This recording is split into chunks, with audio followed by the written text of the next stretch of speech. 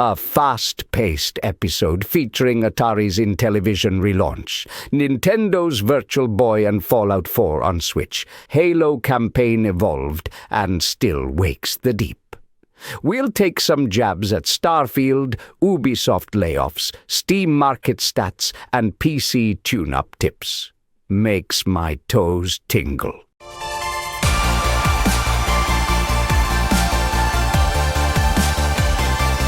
Welcome to the Extreme Gaming Podcast. Hello, welcome back to the Extreme Gaming Podcast, episode 304. It's amazing how quickly time flies by. I'm Trev as always, and joining me today is... Introduce yourself, lads. Grey Gamer 25. I'm always here. That's why I have grey hair. And I am Hans, known as Michael from Hell, and I'm kind of regular now, I guess. Come on. You're always welcome on, so, you know. Yeah, you're always welcome. Come on whenever you want, mate. It's you think you only talk about hardware, but actually, to be fair, you actually come and give your opinions and other stuff and gaming news and games and all that. So that's what's fun. That's what's fun with all of us, because we all have different views on it. Sometimes they congeal, sometimes they don't. It doesn't matter. It makes it all fun. Exactly. And that's the whole point, you know. That's the whole point. Exactly. Grace told me that I'm sacked from giving you a little sneak preview of what's coming on today's episode, because I've been demoted for special guests that come in at the start. Yeah, especially. Yeah, we have to pay way too much. Last episode we had to pay Darth Vader a shit ton of credits to come and do his voice part. So he's I was trying to get him cheaper, but then he did one of those things. And I couldn't. The choke slam, or the choke slam. Listen, I'm sounding like a wrestler. Yeah, I know what you mean. Right, okay, lads. We shall crack on then. And I've got some interesting things to mention straight off. This takes me back to nostalgia lane.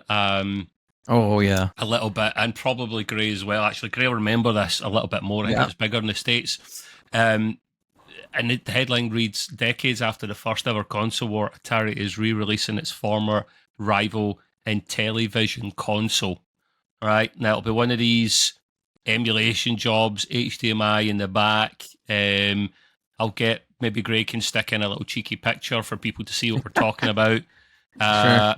Gray knows this well, but for those that don't, this was released by Mattel, toy company, in '79.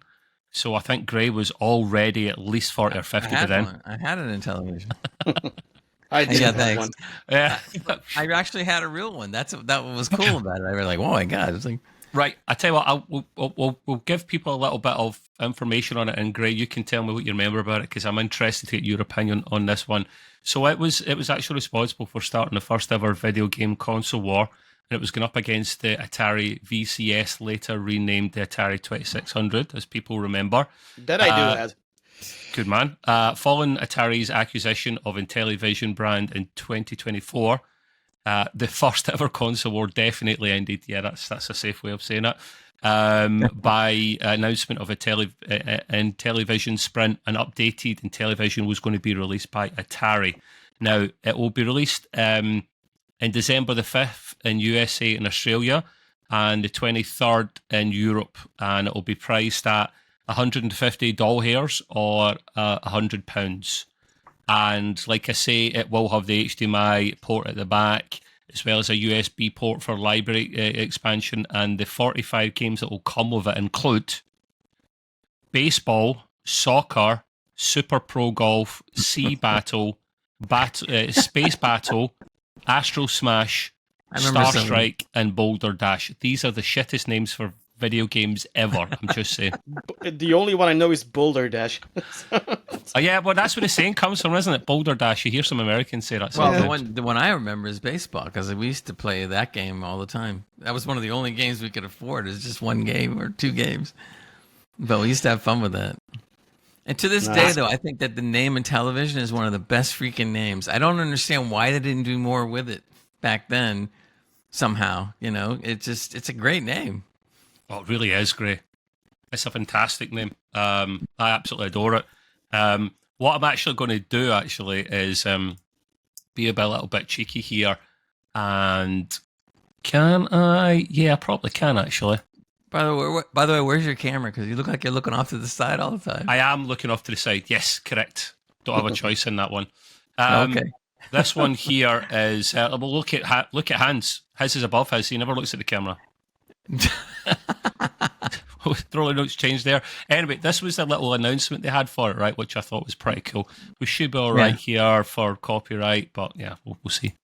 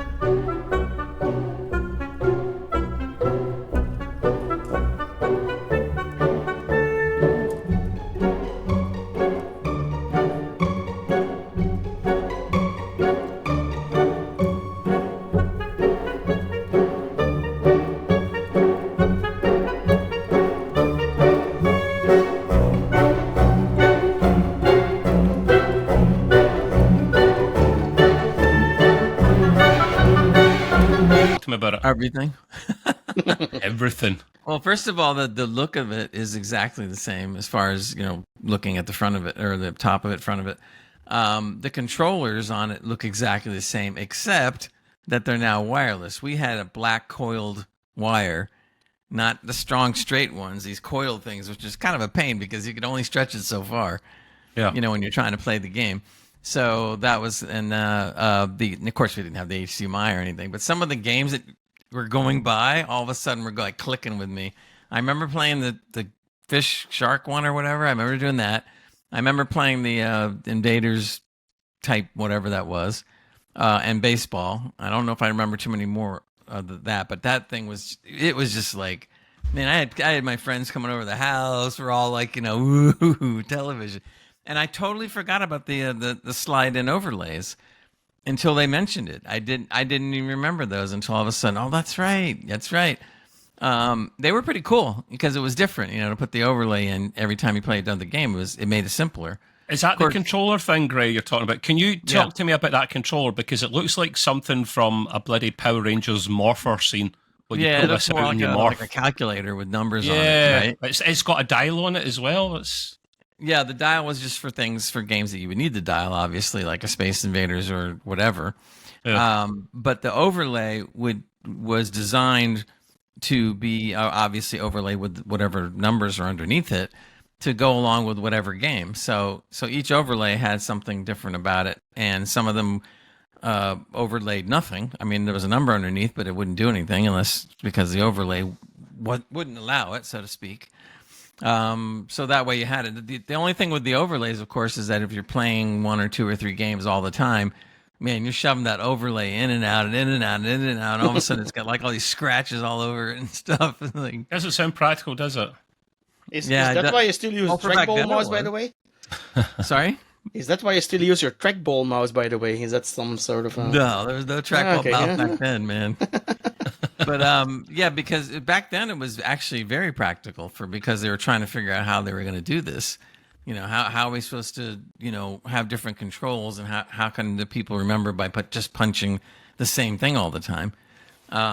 If you think about it in a way, with a controller nowadays, you have to remember the B and the A and the X and of course we all get used to that. But imagine if you had some kind of an overlay that you could put on your controller every time for whatever game. That'd be pretty cool, and stuff. So nobody's really done that. But so I thought that was pretty smart for back then, anyway. The only other downside was we were playing on a black and white television, so I really couldn't enjoy whatever color was going on. That is true. I'm looking here to see. Like, I don't think it was a big thing in Europe. I'm not saying it wasn't here, No, but we started over here with Atari mostly. 26, yeah, and like 2000, that even was early 2000 if I remember correctly. Well, we had both, so it really was the wars, like they said, because we did have both. I'm really tempted by this, boys, but I don't like. I like emulation, but I'd like to have the originals as well. So trying to get original one of this would be hard. I think that's pretty value, £100 and out just in time for Christmas. And that's not a bad 45 price at all. games. I probably will get it just for the sheer nostalgia of it because I used to play it, and it's wireless as well. So right. Yeah, thank God. You have no idea how much that coil wire used to drive us freaking nuts. We're sitting there. I think we almost were pulling it right out of the machine because it wasn't long enough. Oh yeah, we did that too with the Atari. Like Yeah. But the thing I like about this one, though, not just the price. That's one of the major concerns. Like I was ready to hear like a $300 price, and I was going to go, "That's pretty cool. I ain't getting it."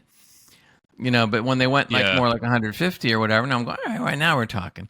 But the thing they really enjoyed about that is for the most part, with the exception of the couple little things they said, it looks exactly like the machine. I mean, even down to the overlays, which is really cool. And stuff. So that's probably the most retro thing I've seen of anything that's come out lately, and really stuck to it. For the most part. So that's pretty neat. Yeah, no, it certainly is. It certainly is. Sorry, I was having a bit of a mare there. I was having some tech issues. I hope I can stream it because, if I get it, I want to be able to stream it so other people can watch me play a television. But for the rest, you don't want to play like those kind of games. When I suggest you one, the graphics are not good enough. You say, no, the graphics are crap. But I would only play it once in a while just for the nostalgia factor. I'm not going to make a habit of playing it. The next thing that wasn't on the notes, but I was going to, while we're down nostalgia lane, I was going to quickly share this with you. I've never had one, but I want one. And it's a little VR headset, if you remember this from... what's going on here, actually? Yeah, it's going absolutely nuts. Apologies, guys. Technical issues, they're always a problem. Don't worry. There was a little VR headset from Nintendo back in the day. Does anyone actually not tell a lie? That is not it. You think I would be ready? Back on the television. I know what you mean. I used to have the Nintendo robot, and I gave that away. What? I gave the robot away. That's not what I was talking about. No, but that could have been worth some money. That robot. Yeah. Could it have been? Oh yeah. My parents gave that to me for some Christmas or something, and like after a year, I was so bored of it, and I just gave it away to a friend. I was like, oh my god. And I know what the VR thing is that you mean also. So they were released around the same time, I think. So there's always a story, behind that. I give up. Anyway, let's give up. I'll just talk about it anyway, regardless. So it's a Nintendo VR Virtual Boy. You might have heard of this back in the day. I think I did. Yeah, it's looks like a red little device that sits on the table above you. And you just kind of peer into it. Can't be good for the neck. There wasn't many games that came out for it at all. But Virtual Boy VR, and this thing doesn't have many games for it at all, but it's actually coming out for Nintendo Switch Plus owners really? Subscription. And the service will be free, but you need to either buy the headset, the Virtual Boy device itself, or you can get like a pocket one. Like a little cardboard crappy one. It's actually reasonably priced, £66 for the actual unit itself, and you just put your Switch 2 in front of it. And once you do that, you can actually play some of these old games from back in the day. There wasn't many. I think there's 14 titles I think they had in total, not many. And they're going to slowly release them. There was Mario Tennis was one. Golf was another one. Wario Land, if you remember that, Tetris as well, and it kind of had a kind of red and black huey kind of effect. I never had one. Did any of you boys have this back in the day, or have you ever heard of it? I heard of it, and I just checked eBay. If you want one now, you're looking about a €400 buying price.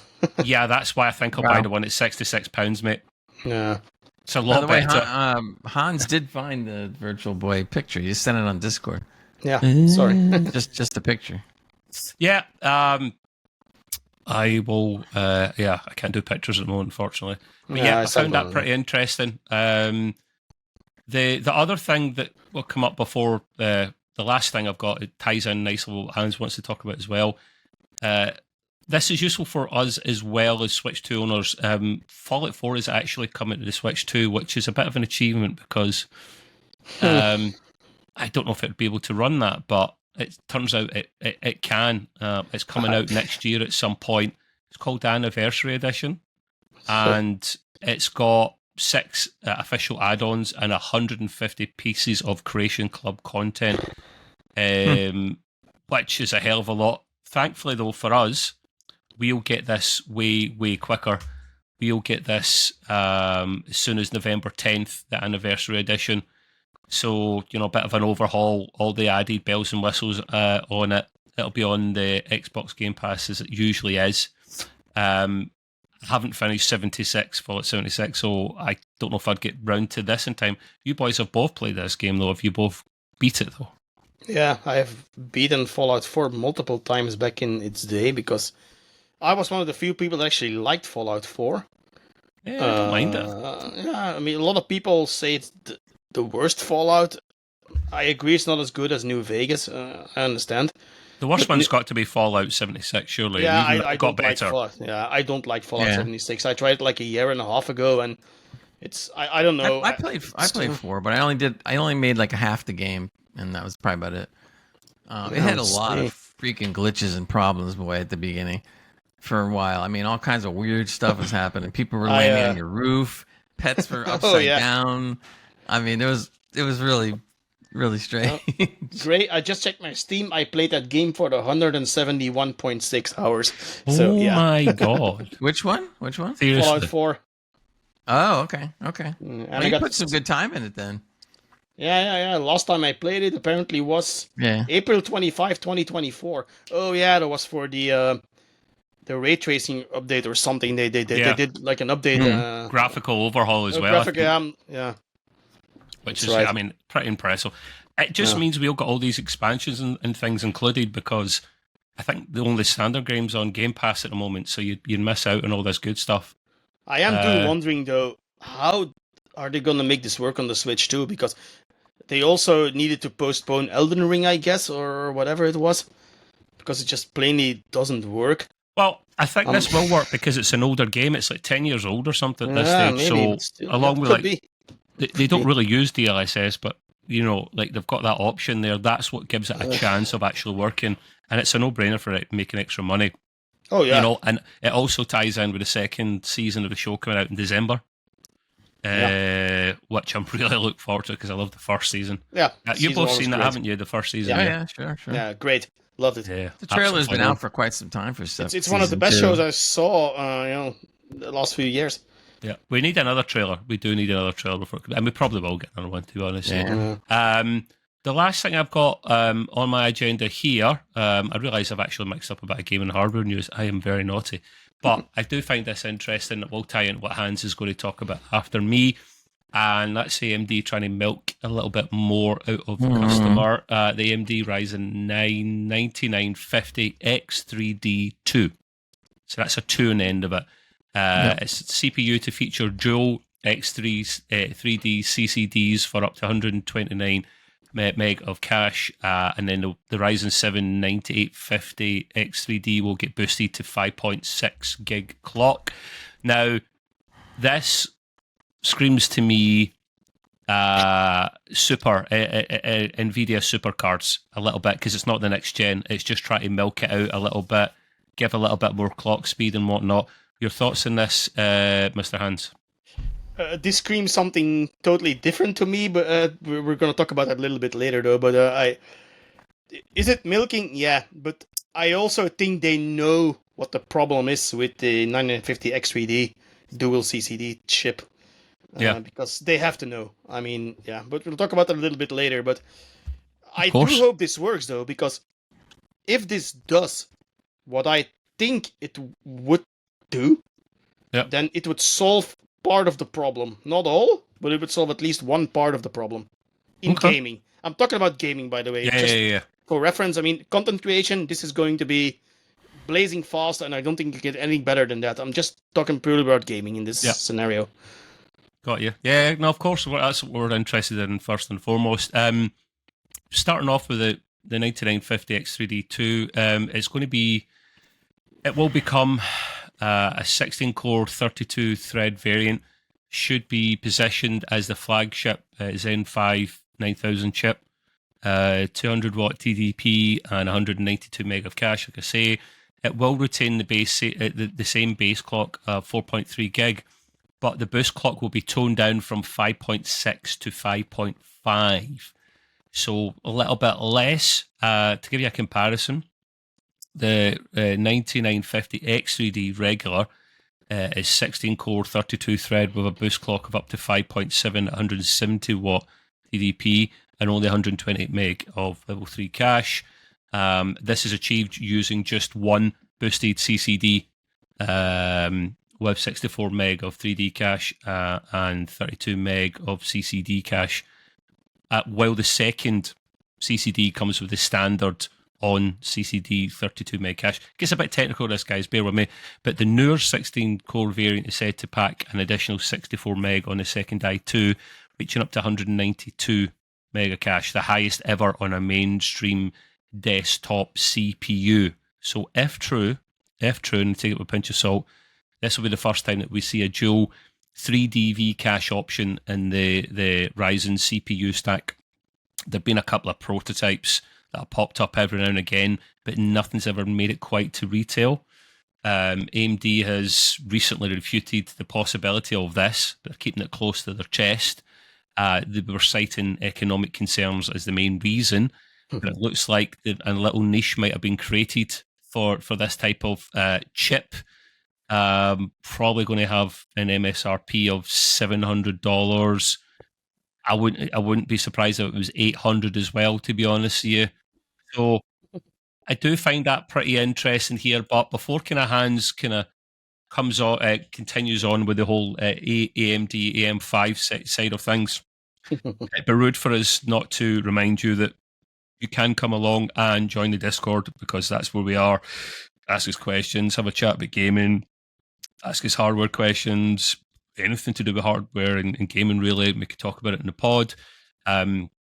Discord.gg/Extreme Gaming Podcast, or you can literally just search for it on the Googles and you'll find it that way. Keep your eyes out on YouTube for our quick breaks and shorts, mini bite-sized episodes that Craig kindly does and edits together. If you don't want to watch the whole thing, you have some options. And last but not least, we do now have YouTube memberships, which is you're free to subscribe at any time to YouTube, but the members, there's some perks you get for that.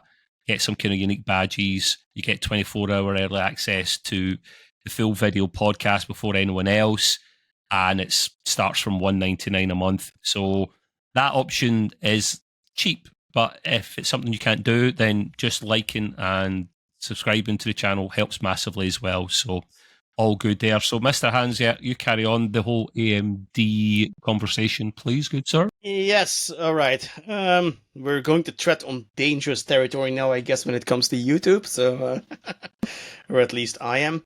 No, Hey, when I was... Hold on, Hans. Can you move the microphone a little closer to you? All right, is this better? There you go. Yeah. There we go. Okay. Right. Apologies. Right. So we all own X3D chips. So you boys have the 9950 X3D. I have the 9800 X3D. So I'm gonna go back a little bit in time. Remember, we have bigger PPs. Sorry. Yeah. Yeah. Well, you might be surprised in the end of this one. So you remember, Gray, when I was talking to you like a few years back, my problems with the AMD system. And the 7800 X3D back at that time, there was something off, right, about the whole AM5 system back then. So one of the most common perks, of course, with AMDs, we all know about the USB problem, that it's not as bad anymore as an AM4, but it's still there.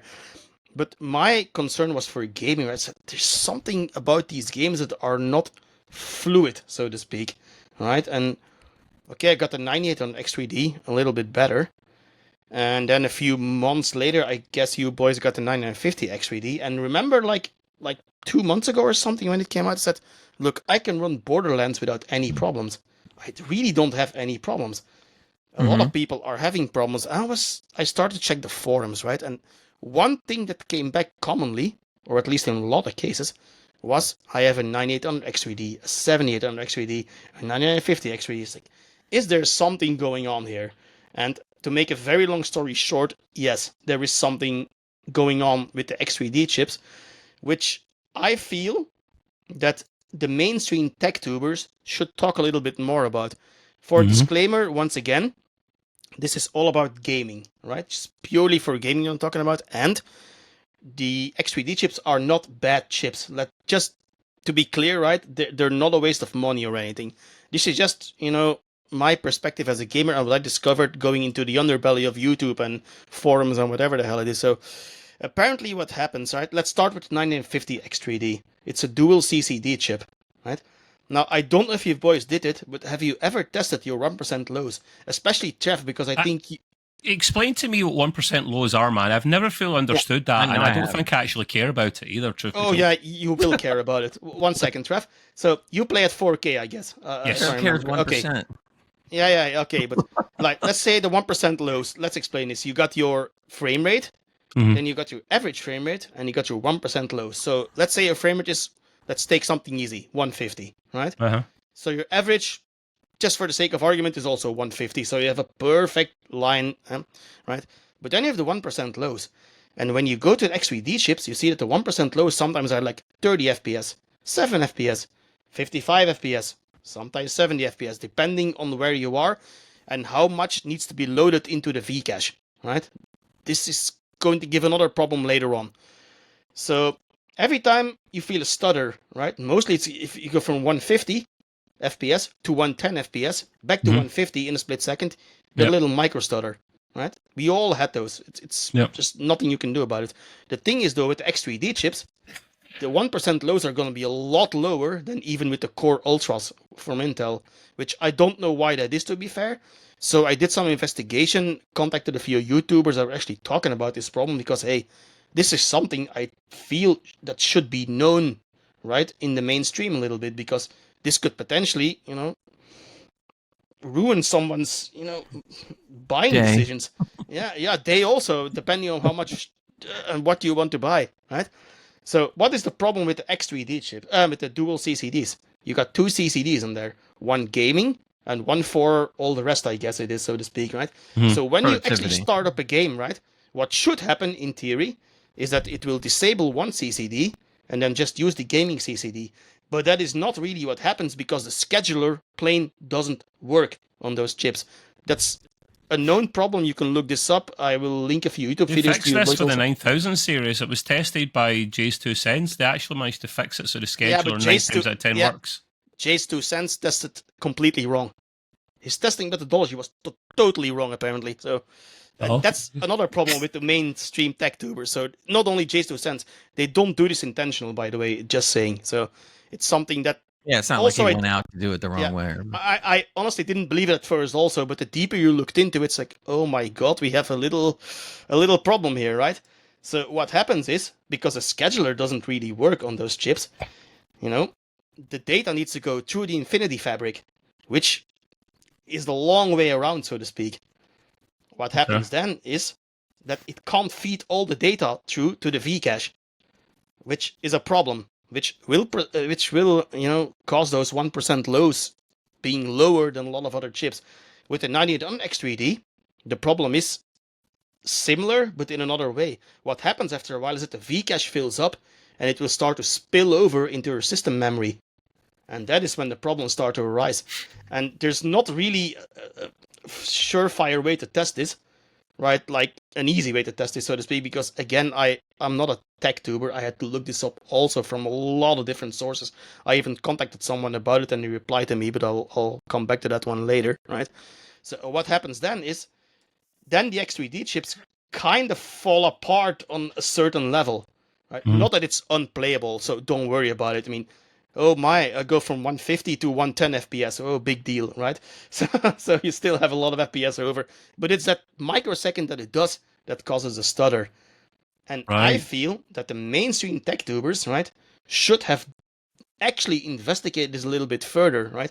But there's a reason they don't do it, and I also understand why they don't do it, because first of all, the audience for that maybe isn't really there. Second, there is apparently a little bit of a problem on YouTube when it comes to being negative about AMD, and they of course don't want to lose their audience, which I completely understand, right? They make a living off YouTube, so why not?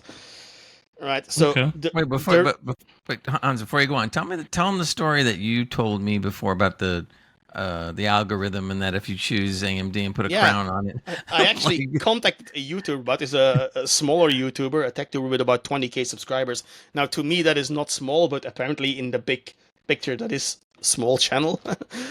And he said, look, I did a video, AMD versus Intel, right? And if you put the gaming crown on the Intel one, right, his video completely tanked. Did he put it on the AMD one, the crown? For the same video, had a 40% more click-through rate, which is crazy. So I don't know why that is. Is it the audience? I don't know. No, it's the way YouTube does the algorithm. Yeah. So I don't know.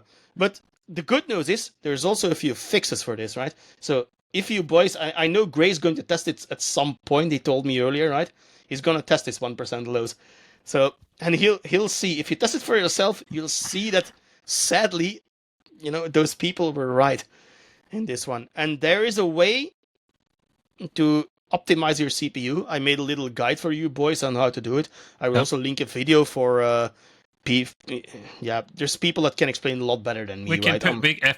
if it's a document that's shareable, we can put it in it's a the document, YouTube description for the video. So I need to put it a little bit cleaner, so to speak. Now it's very rudimentary, so yeah, right. And I really don't want to make too much mistakes in this one. But what actually happens, in your case, 950 X3D, right? If you disable one CCD in the BIOS, right, which is actually disabling half the chip, which is sad, you will get a lot more performance out of your games. Once again, this is for gaming, not content creation, right? Okay. So for gaming, you will see, and I'm not kidding here, sometimes a boost up to 30% if you disable one CCD. Wow. And that's not a joke. Now, that's not across the board depending on the game, but mostly it's around 10 to 30%. It's insane. I linked Gray a small video from a YouTuber with less than 1,000 subscribers, right? Who did the actual test himself because he didn't want to believe it. And he did. He went from 300 FPS to about 420 or something in certain games. Now, I understand that in your case, because you also do content creation, that you don't want to just, disable one CCD because you bought it for, the dual CCD because that's a good chip for content creation. Right, was the whole reason. Right? There's a program out there called Project Lasso where you can actually individually choose what to disable per game. So again, let's say Battlefield 6, you can make a profile there to disable the CCDs. And when you start Battlefield 6, it will disable the CCD, the gaming CCD, the non-gaming CCD for that particular game. And when you quit the game, it will just, be the normal 950 How long has Lasso been out? Oh, it's a few years. I remember using it years and years ago for GTA 5 for something different than this, but it's really long. But it's a program I only used once. It was for GTA 5 way back in the day when it came out on PC. I don't remember what it was for that I used it, but it was the answer to my problem back then. So, but this is something completely different. And my whole gripe with this is, right? So AMD knows this. They have to know this, and they know, right? Oh, yeah. They 100% know this, right? That's why I think the X3D2 chips comes into play, because more Vcache, so it won't spill over as fast. So the dip, so to speak, should be a lot lower. Yeah, and that's why one of the reasons I think anything past any company, not just AMD. No, because they all do the same thing all the time. I agree, but I want to close off with a positive note. I mean, it's not that your chips are bad, right? It's just that the money you pay for those chips, and the same for me with my 9800 X3D, right? The money you pay for the chips, it should just work. You shouldn't have to do all this crap. to get it to perform as it should be. Of course. It's the same with the RAM. This whole discussion started when I think Trevor Gray said a 6400 RAM, which by the way is good RAM as an export profile, so not a big problem, right? But the truth of the matter is that in some cases, right, 6400 RAM will hurt your gaming performance with the 9950 X3D and the 9800 X3D because of the L3 cache spilling over, and it's such I definitely read some of that. They said that it was performing better at 6000 than 6400, which but is the thing is though stupid, but yeah, I agree. I did that too. When I bought the chips first, I didn't do my research and bought 6600 megahertz RAM. It was actually almost borderline unplayable. So I went back, looked a little bit, got 6000 RAM, a kit with CL30, the timings, and this works perfectly now. I actually had a significant boost in FPS. And when I did the tuning of my X3D chip, right, I went from, I have it open here, the numbers. So this, I think it was TimeSpy. I went from a 29,300 score to 31,700 score after the optimizing and the tuning, which resulted in 6 or 7 FPS, which is not that much. But the 1% lows, right, in Borderlands went from, let's say, 53 to above 60, which then, once you're above 60 and you're above the threshold, then you're mostly fine. And that is what I'm trying to achieve, with this information. Yeah. And I think it's insane to me that so many tech tubers are not talking about this, because remember what we did with Intel when it came out that their chips were burning. They're burning up. Everybody dogpiled on Intel. And rightly so. And I think AMD should get a little more flack for this one, because at this point they're kind of duping consumers into buying a high-end chip without telling them, yes, you got the fastest gaming chip, you got the fastest averages, but you got the worst 1% lows, which cause a lot more stutter than the other ones. There's videos out there, and a lot of them, where the Core i7 265, I think it is, from Intel, they have better 1% lows than any X3D chip. And on 4K, this even goes to like 20 or 30 FPS difference. But then again, the average FPS and the highest FPS is a lot higher on the X3D chips. So it's kind of the trade-off. But to be fair, I would personally have less stutters and more smoothness than I have this 1% lows constantly. Tell me, Hans, why are they actually called 1% lows? Is it because on average you only happen 1% of the time? This is the bit I don't understand. Yeah, it's the 1% low. Let's say, again, Battlefield 6, easy target, yeah?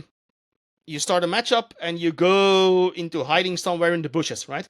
Which has a lot more details loaded at that point. At that point, the L3 cache spills over, right, to your system memory, and it dips. And that's your 1% low. The lowest dip in frame rate is your 1% low. There's also something as 0.1% low, but that's even extremer. Yeah. Because it doesn't happen often. That's why it's named like that. 1% low. It's so infrequent.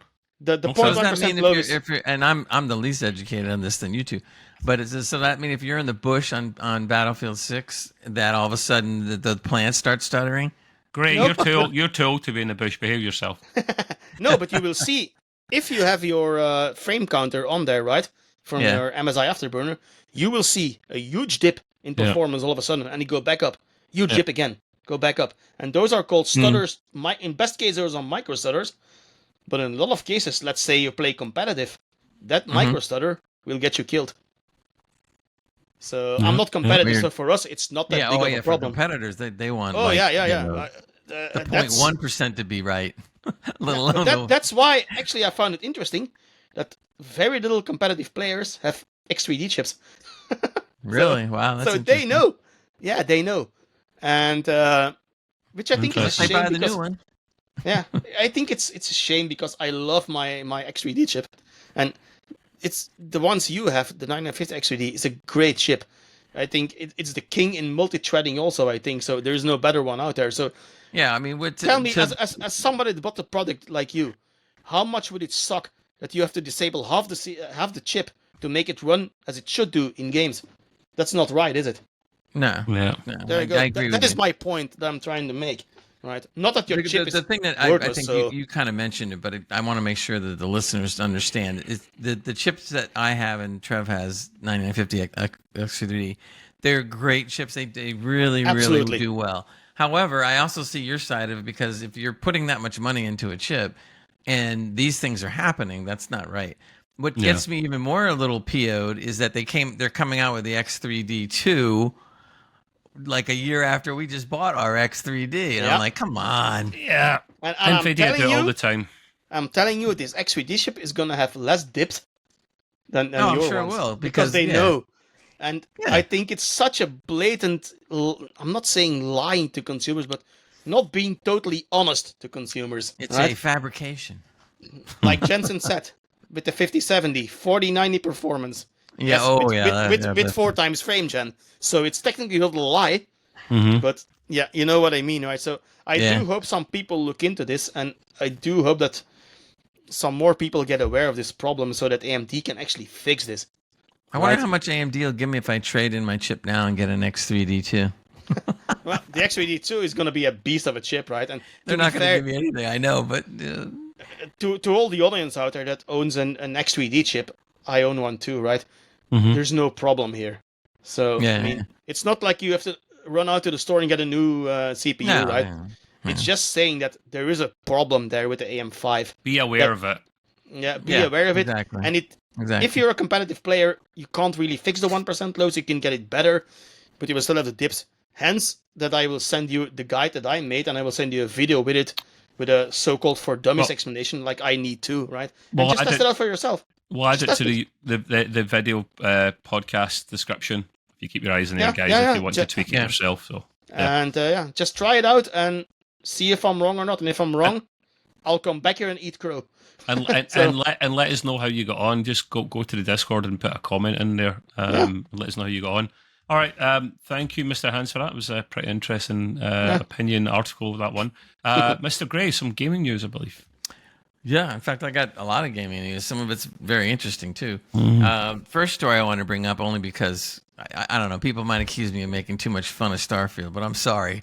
I mean, I can't help it. When I was looking forward to Starfield and I got the garbage they put out, I'm just not letting them get away from it. So now you start seeing these articles popping out with people that worked on the game or maybe aren't employed by Bethesda anymore, so they can come out and say whatever they want.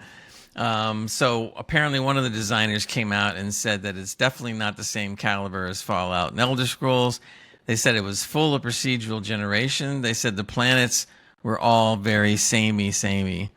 No kidding. And on top of that, that's bad enough. Okay. So, and we're getting the admitting part that this is happening.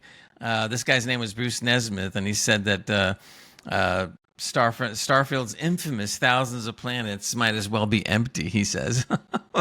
That's pretty bad. Starfield until this day is still one of my biggest disappointments. Yeah, definitely. The thing that we talked about this on a past show, and y'all can listeners out there can look it up. But basically, the thing that really got me mad. This is one of them. Yes. The other thing is that just the characters themselves look like crap. They look like they're not much better than what came out on Skyrim years ago, 15 years ago. They really weren't that much more advanced. They didn't look that much better.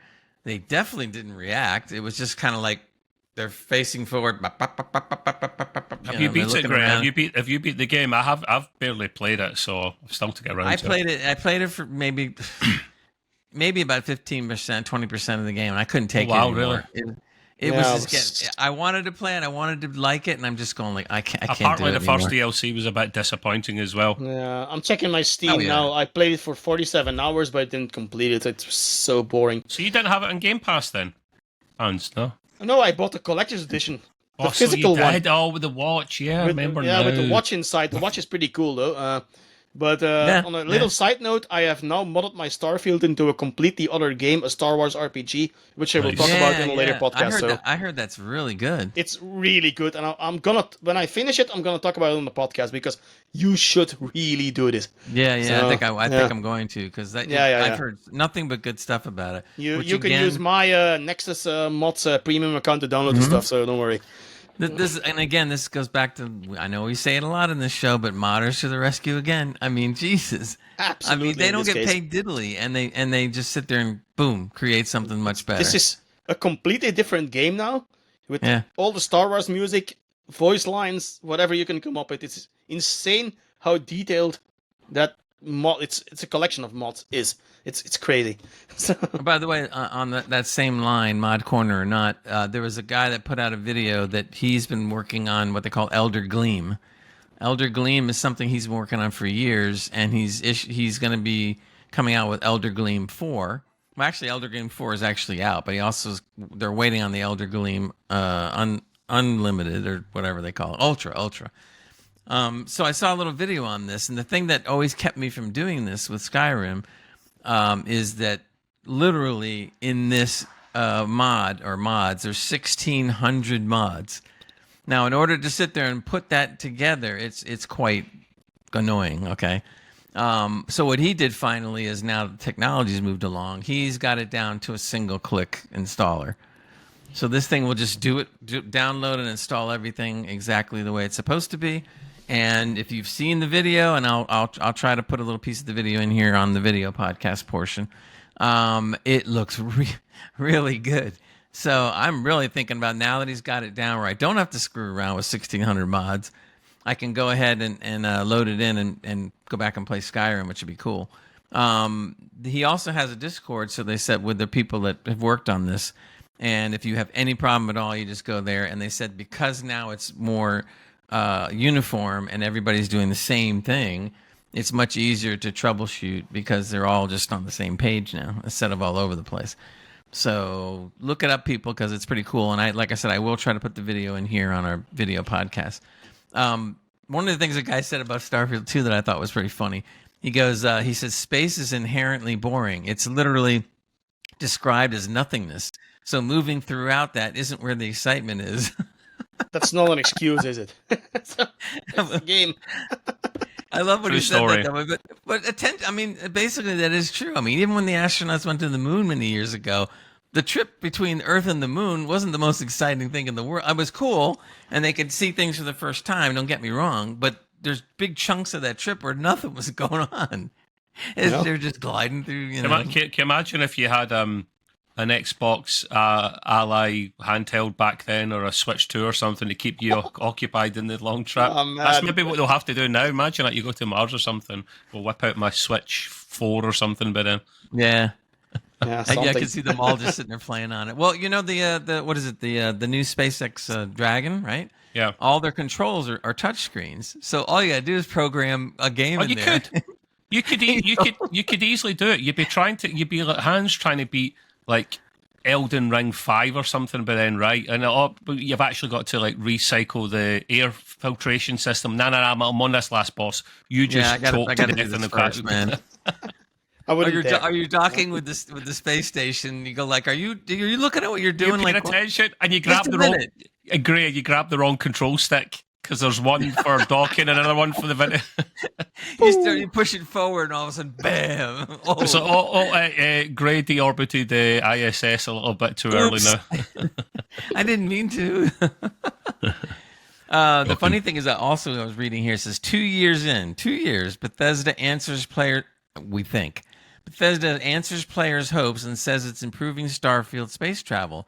Part of the team has been focused on space gameplay to make the travels there much more rewarding.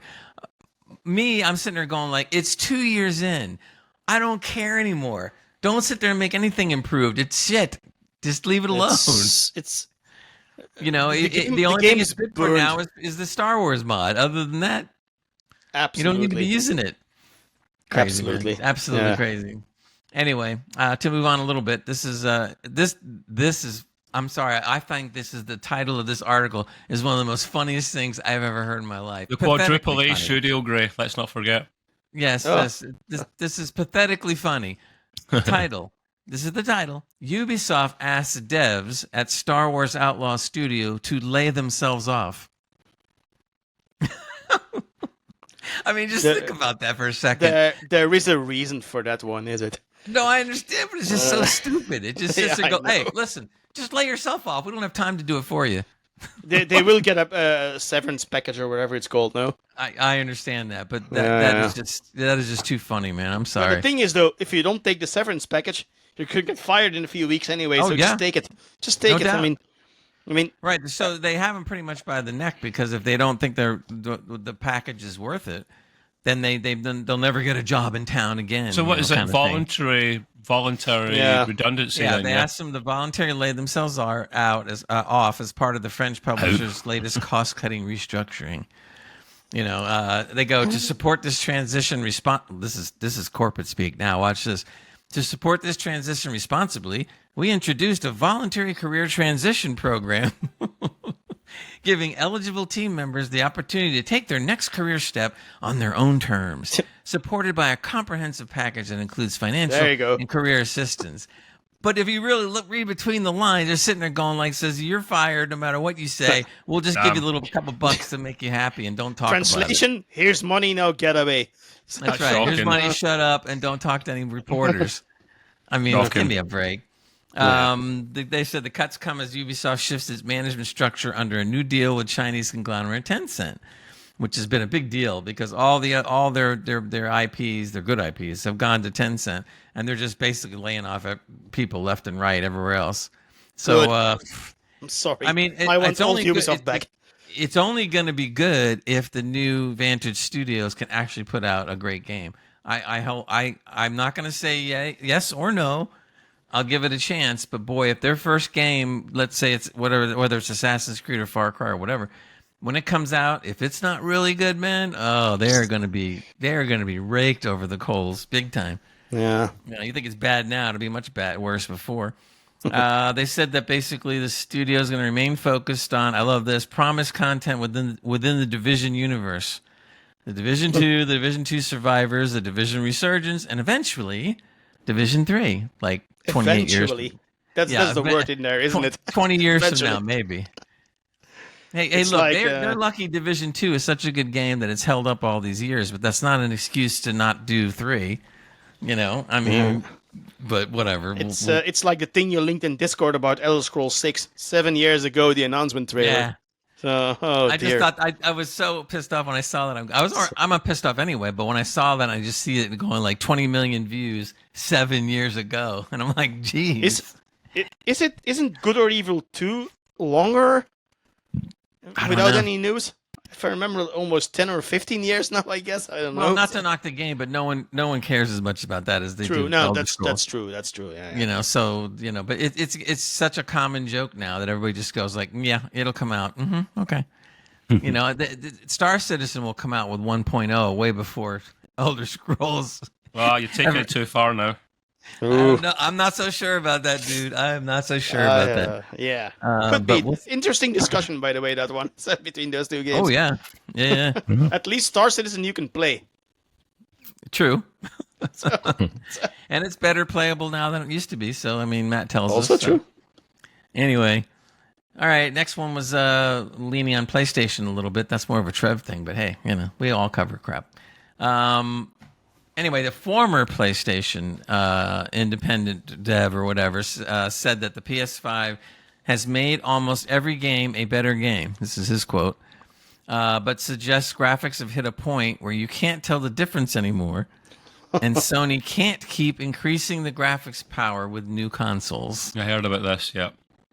Now, at face value, you would think like, well, what are they talking about? They can always do something. But then again, you think about it, it's like, again, we go back to the average player, or maybe the slightly higher average player, and they ain't seeing this stuff. They don't really care, to be honest. To be fair, The Witcher 3 is 10 years old, looks better than 90% of the games that came out this year.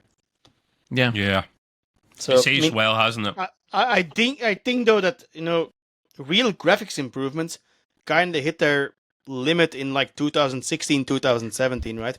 There's improvements to ray tracing and lighting, but there's nothing actually, how do I say this, mind-bogglingly new, so to speak. That's like, whoa, this is next evolution in graphics, right? Yeah. They tried it with ray tracing, didn't really catch on, and to be fair, if you show people ray tracing, there's very few games where you can actually tell that ray tracing is on or off. Yeah. I think it's cool though, by the way, ray tracing, but a lot of people just don't care about it.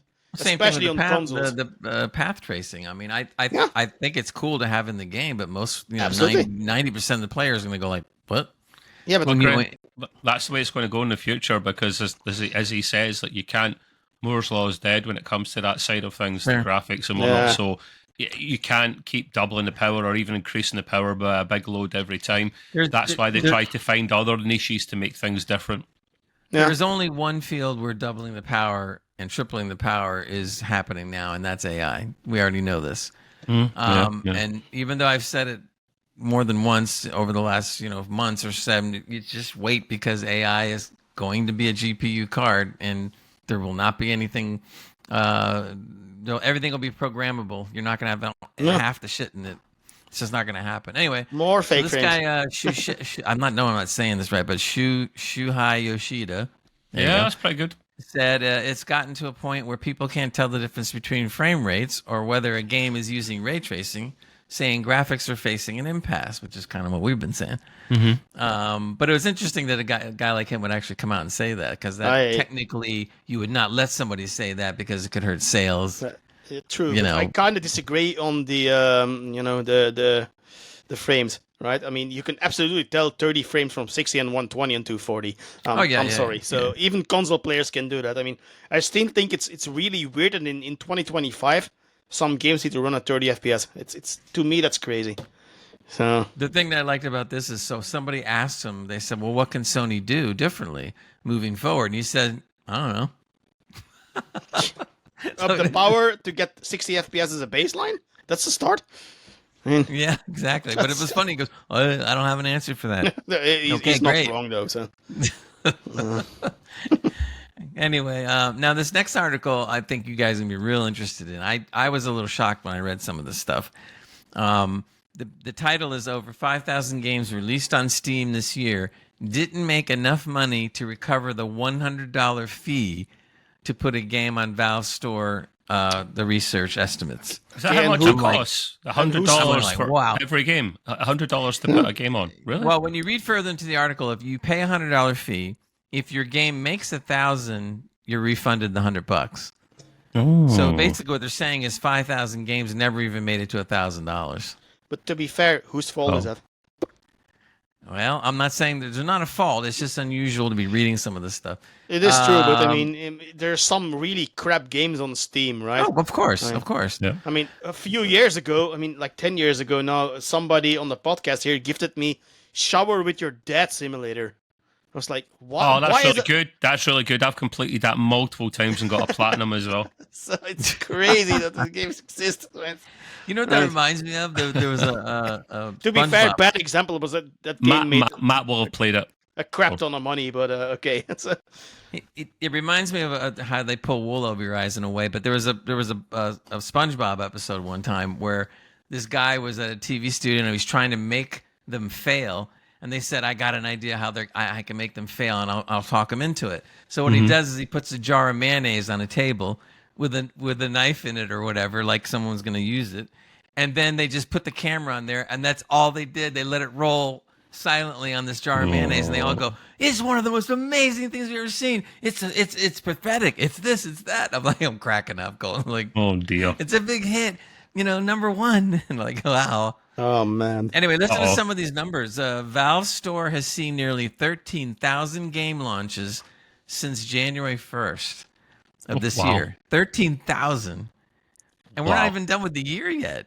Yeah, so Steam is by far the biggest gaming platform. Oh, yeah. He says the majority of those games went straight under the couch, should be forgotten for the rest of time. Agree? Yep. Agree? Yeah, definitely. Here, what are a couple of the other numbers? Yeah, look at this. 8% of the releases are estimated to have grossed over $100,000. Only 8% to make $100,000, let alone anything else, right? Wow. 40% didn't see a return on their $100 release cost. 40% didn't see jack. So no sales then. Yeah, basically. Yeah, I mean, it says here. Let's see. It also shows that the bottom 30% of games by revenue averaged $37. in gross. Yeah. 37. Bottom So, 30. Hilarious. I may not make a game then. This sounds like I was an gonna say, expensive endeavor. don't be going out there to buy trying to make a game. Doesn't Let's surprise hope, me, man. well, No, wait, great. no, we're not done yet. We're not done yet. Listen to this. 65.9% of 2025 Steam releases to date earned less than $1,000 in revenue. So Wow. 65% of these 13,000 games made less than $1,000. 47.4% are estimated to have sold under 100 copies, with 28% estimated between 100 and 1,000 copies.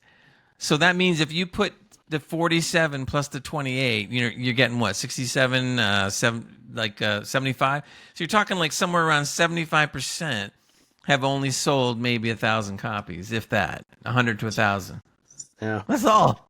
But yeah, Well. if so many games released, then yeah, it still is crazy. I'm just crazy. surprised at these. I'm not I'm just, these numbers are staggering when you really look Let's at hope it. my Belgian friends that make a game then do it correctly. Don't So- show them this article. Whatever no, you I do. won't. You got in They'll be- contact with they'll him, be so s- don't show it to him. So.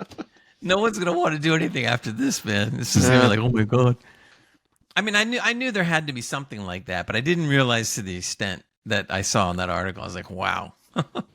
Anyway, that's crazy. my game news for now. Appreciate it, Mr. Gracie. That didn't take as long as you thought it would, to be fair.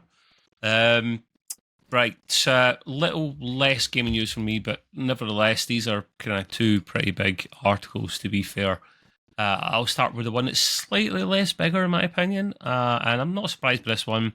The Simpsons is reportedly coming to Fortnite, and it will Of course include it is. an entire Springfield map. Now, I'm not a Really? fan. Because of course they are. I mean, I'm not a Say fan that. of. I'm not a fan of this game. It's not for me. But I neither. have to respect the hell out of the job Epic have done and keeping it fresh and updating it, and it's still free to play. And every kid just wants V-Bucks for their Christmas or their birthday. This is hilarious to be. I mean, I saw it in COD a lot where you go about with like Beavis and Butthead skins, which is a bit silly. Or I've got Yeah, dumb. my main skin is Master Splinter. I'm cutting about with a AK as Master Splinter. It's hilarious, but it's got to be done. So this game This is here, better than Beavis and Butthead. you could be cutting about as Maggie. That's the baby, isn't it? With a gun or whatever. That'll be hilarious. So there'll be skins there, of course. There'll be a map. I wouldn't be surprised if we saw the nuclear power plant, and that's what melts down because a big giant Homer Simpson that sort of wrecks everything. I find this cool. I don't even know if I would check it out because I don't even have the game installed. I might do, but here's the jump in every thing, once in a boys. while. It's been 18 years since there's been a Simpsons game, and I loved the Simpsons game back in the day. I remember playing that in arcades and everything. oh, the released arcade one to beat them up. I used to play released those in one a lot. Oh, yeah, I remember that. EA Yeah, yeah, 2007. If you remember, it was the one where you could get 4 people on an arcade machine with their own joystick and buttons each, and it was impossible to get to the end. I loved that game, but you can't buy it now. You can't because of a license thing. It was never available. It was available on console digitally briefly during the Xbox 360 era. Then it disappeared. You can't get it now. Oh, Emulation. You know, with Fortnite, to put it in perspective, everybody's heard the words cash cow. It's just you're making money like hand over fist. They have a cow. They have a cash herd, Yeah. not a cash cow, a cash herd. mean, And the this game's is all not for spitting me, out but- money. Credits to them. I mean, they keep milking it. So- Oh yeah. And it works. So yeah. Well, yeah, the yeah, thing yeah. I think they've done that's been really smart, and I only realized this when I bought the K-pop, girls because of my granddaughter, was that they actually have made a separate mini game within the game that is tailored towards whatever it is. In this case, Yeah. with the K-pop, you're fighting the demons like they do in the movie, and they never used to do that because they would just sit there and make the skin, and you would have the person, and that's cool, and that's it. Like, for instance, when I bought the alien skin, it's kind of cool running around as an alien, but there wasn't any mini game to support the alien. You just were the alien. I bought the Terminator package, and I was the Terminator. There's no mini game to support that either. You just look cool. But this actually has something. And like Trev just said, now they're building a map, and I'm going like, okay. they didn't do a lot of this stuff before, and so now it's a whole nother cash cow of a different kind. Yeah, and stuff. So it makes a lot of money. This game makes them a lot of money. If you're interested in it, the game is free. But bear in mind, including the themes as well for Simpsons, it'll be free as well. It's out November the 1st. So go the rumors. And the map itself will be cel shaded, keeping in line with the art style of The Simpsons. So that's even hilarious because I consider Fortnite kind of cel shaded. It's not cel shaded, but it's a bit cartoony. It's not like up to date state of the art graphics. Does that make sense? So I consider it a little bit cel shaded, but it's yeah. So that'll be cool. I might check out because that could be funny, even though I'm not really into those kind of games. The other thing that happened, and people were titling this as Xbox is dead. That's it. Long live Xbox. And that is the last big major stumbling block of franchise games between the two consoles has come to an end with Halo Campaign Evolved coming to PlayStation 5 next year.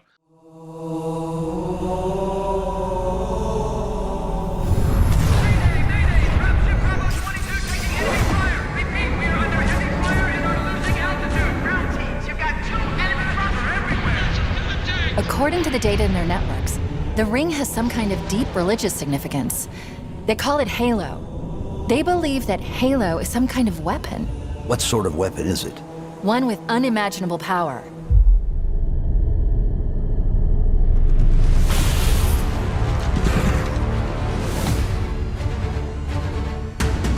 Chief, you gotta find the cartographer. We'll keep him busy as long as we can. Fire Team Charlie, we're on our way. Touchdown! Hit it, Marines!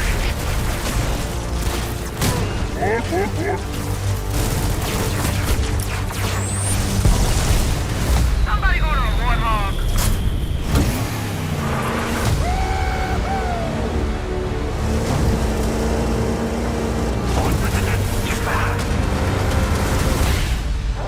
The Covenant are putting up a real fight. The cartographer must be here. Lock and roll! Rock and roll! Give them hell, Chief.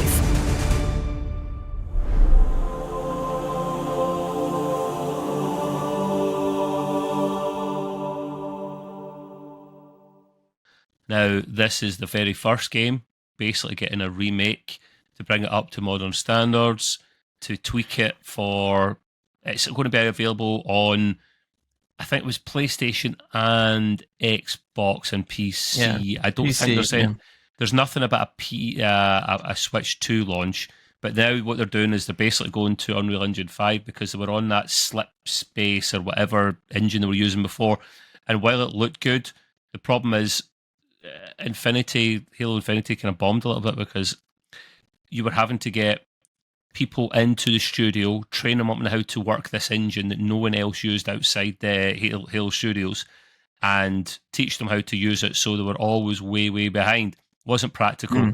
So moved to an engine that a lot of people in the industry know, and that's Unreal Engine 5. Sure, it'll cost them a bit more, but I saw a little sneak peek of it, and it's the first level essentially, and it does look good. But I mean, the original game looked good. I remember playing that on the original Xbox when I was at uni. Playing that with my friends, staying up too late when we should have been studying, but we're like at the very end, if you remember the end, when you're in the buggy thing and you're racing towards the end of the platform or the ship or whatever it is while shooting. One guy's shooting and the other guy's driving. I remember us playing that and then celebrating at the end. It was so good. Halo 1, 2, and 3 were enjoyable, and then after that it got a bit samey. It got a bit too much. I never played anything after that. Halo Infinity I thought was very average. Their multiplayer is still online, but it's not massively successful. So I reckon this is just a way to get money back in. They're obviously, this thing between Sony and Microsoft is basically coming to an end because Microsoft want money more than anything else. So they're like, okay, we'll just bring out all our games on other platforms. And that's a good way to go about it because they will earn a shit ton of money that way. Oh, yeah. Yeah, Hey, look, you know what I mean? I'm always for remakes if they're done well. If they're done well. I mean, well. And I was impressed, like you were saying, Trev, I saw the trailer, but then I wanted to see gameplay, and they did release a something like a 10-minute or 14-minute gameplay video, and I watched it, and I was like, wow. I mean, it really did look pretty good. Yeah. And I'm actually, if it's that good, I'm actually looking forward to playing it.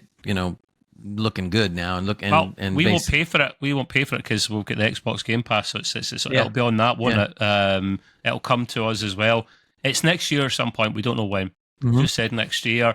Hopefully, we get it before PlayStation. I think that's only fair. But they want to make as much money as possible. Sony are just going to stick to the exclusives, and that's how they'll compete and make money as well. Everyone wins. But we do need Xbox to continue making consoles and games because it's competition at the end of the day. So, yeah, that's all I've got on that end there. You have a quick first impression on an interesting survival horror game, Mr. Hans. Well, it's not a first impression because I completed the game and the DLC. You finished it now? Yeah, Right, in under 8 hours, by the way, but that's a different discussion. Okay. So this was actually something I have a kind of a giant wish list on Steam, right? And then Steam tells you which of your wishlist games are on sale, and on there was Still Wakes the Deep, which is a survival horror game by an English studio. And I was like, okay, the premise is you're on an oil rig and something happens, and that's a game. So okay, I bought it, and indeed it is what it says. It's an oil rig off the coast of Scotland. You play as a real Scottish dude called Kaz McGreedy, or whatever you say it. Not Hamish. Oh, it's disappointing. So I think there's an option in the game for that Gaelic or something. Gaelic, the local language, and some people speak. You won't understand anything they say at that point. Oh no, I needed the subtitles for it. It's a completely different language, Gray. You wouldn't unless you spoke the language. I know. I've heard it. It's just like, what? Let's just say that Scots have some real interesting terminology for some stuff. Oh, yes. But anyway, so the game starts as you working on an oil rig, and indeed, during the drilling, they hit something happens, and how do I explain this without spoilers? Is it based on a TV show on Amazon Prime called The Rig? No. I watched that, and that is the same idea. It's fantastic. It's in Christmas 1975. That's actually the time that it plays out. So you play as Cass then, and of course you want to get off the boat get off the oil rig as soon as possible, right? Yep.